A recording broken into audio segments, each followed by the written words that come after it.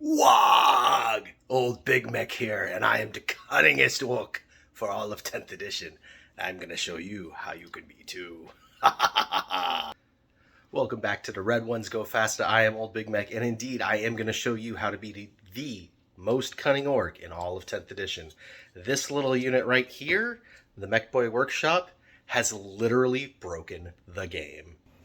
Alright, let's just get right into it, because I know that there's going to be a lot of questioning about this, but I'm telling you, I'm right. So check this out. In 10th edition, the fortifications now have a stat line.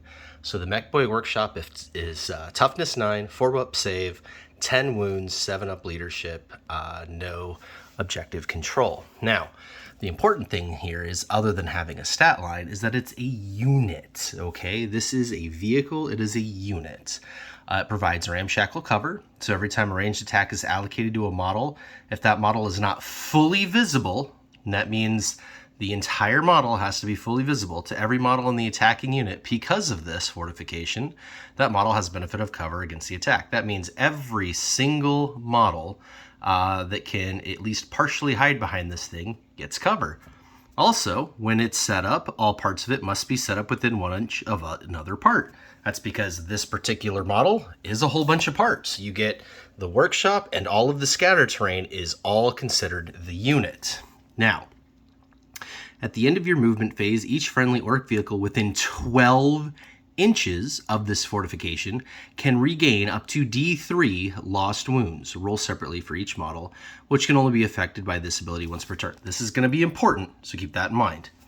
Also, when an enemy unit is within engagement range of the fortification, you can still target them with ranged attacks, but you get a -1 to hit unless it's a pistol. And that's it. That's the rules. And you're thinking, that doesn't seem so great. What's the big deal? Well, let me show you. Here we have a 10th edition legal width battlefield. This is 44 inches side to side, and all battles are fought on a board that is 44 inches wide. The only thing that changes is your length. And you can see here, when you set up all the pieces of the Mech Boy Workshop within 1 inch of each other, they pretty much go end to end. In fact, there is not enough room at the end to get even a 25mm base buy without coming in engagement range. So you have effectively blocked the entire board. So here you are, you've got the entire thing set up.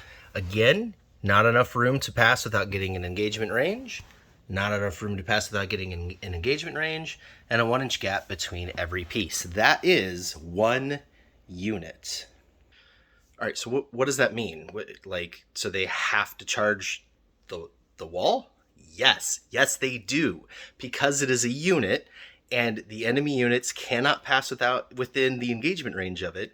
The only thing they can do is shoot and assault the Mech Boy Workshop until it's gone. There is no other physical way past the wall. The great thing is, you don't have to set it up like that either. For example, you can do ring around the Morganot. Good luck getting to my Morganot. You have to go through that first, and I'm going to get the benefit of cover through every single direction. But you can get much, much more cunning than that. Check this out.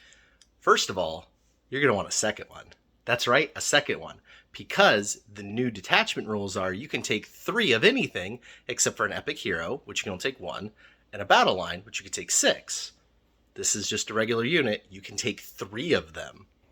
Now, check this ridiculousness out. This is 2 units of Mech Boy Workshop. I have an Octarius thing standing in here for that corner piece, but it's pretty much the same layout. So just imagine that it's the same one. All these other pieces are identical. This is 1 unit. This is 1 snake unit. You can see there is no way to completely see either unit unless you are in the backfield here. So anything on that side of the board shooting at these, they give each other the benefit of cover. Now they're saving on a 3-up. But wait, there's more. Remember this little rule here about being a workshop and that it gives friendly orc vehicles within 12 inches of it? That means they could fix each other. Now, I'm pretty sure they could fix themselves anyway because it says each friendly orc's vehicle, but sometimes they say that, you can't affect yourself. But this absolutely ensures that both workshops can fix each other. That means when somebody's shooting at these things, they allocate attacks against this one, right? It takes some wounds. This one is going to heal D3 wounds on that one. Whenever wounds they allocate on this one will heal D3 wounds on this one. And again, they're going to give each other the benefit of cover because they're not fully visible. But wait, there's more. This little guy here, the Mech, he also has an ability. Notice, it's a different name. Mechanic. At the end of the movement phase, you select one friendly Ork vehicle within 3 inches of that model. That vehicle regains up to D3 lost wounds until the start of your next movement phase. Each time the vehicle makes an attack, add 1 to the hit roll. That we don't care about, but that's another D3 wounds. And according to the core rulebook, it's only abilities that have the same name that don't stack. So mechanic ability is different than the ability in the actual Mech Boy Workshop. Again, mechanic, which is also different because it's only 3 inches and it's only one model. And workshop, which is all vehicles and 12 inches. So what you do is you take 2 of these guys and you plop them down, bloop, in your fortress. Now I've got 2 mechs that are each healing D3 wounds to 1 vehicle each, and you've got the fortresses giving it to each other. You have made a fORKtress. But wait, there's more. Now, I know I held up the boss bunker, and it's cool, and I like it, and you can put it in with that as well, and it's also going to get cover from the forts and stuff, but you don't really actually have to take this thing. It's just fun, because then when you take this and you put it inside, it's going to have all of its great shooting profiles. Remember, you get 4 big shooters on this thing, plus the Gaze of Gork. Oh yeah, and firing deck 11. So we'll just go ahead and put that guy down right there. And as I mentioned in my other video, they screwed up on the keywords, and so there's no keyword thing on Gaz other than infantry. He's not a monster. And the boss bunker doesn't say anything about Gaz. So Gaz can technically go in the boss bunker and only takes up 2 infantry spots, 1 for him and 1 for Makari. But why would you do that when you have a shock attack gun or a unit of flash gitz or both? I'm just going to stick those suckers in right there. And now, Gorka Murka style, with everybody holding on for dear lives, you've got 2 mech boys, your squad of flash gits up here with your shock attack gun, with your big mech attached, or big mech with custom force field, or whatever you want to do, and they get to sit in here and fire out onto everybody out there. And every time they get fired on, they've got the benefits of cover thanks to this and this. And even if the enemy gets rid of the 2 Mech Boy workshops, they still have to get rid of this thing before they actually get to your unit. You are totally castled. But wait, there's more. I know what you're thinking. No battlefield is going to be completely blank. There's going to be actual terrain on it. Well, remember, this is a unit. It's not terrain. So it can deploy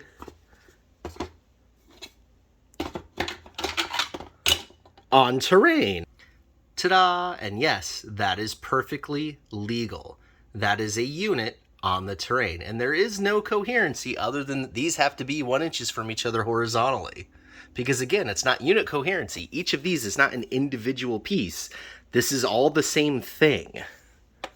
Yes, that means that no matter what the battlefield looks like, you can actually set this thing up and snake it along any way, shape, or form it'll fit. And it keeps getting better. Say your opponent is equally cunning and brought something that can ignore things up to 5 inches tall, like say, oh, I don't know, a Stompa. Well, unfortunately for him, this is bigger than 5 inches. So you can't actually go over it, including with the Titanic things. And remember, it's not just the individual piece they're flying over.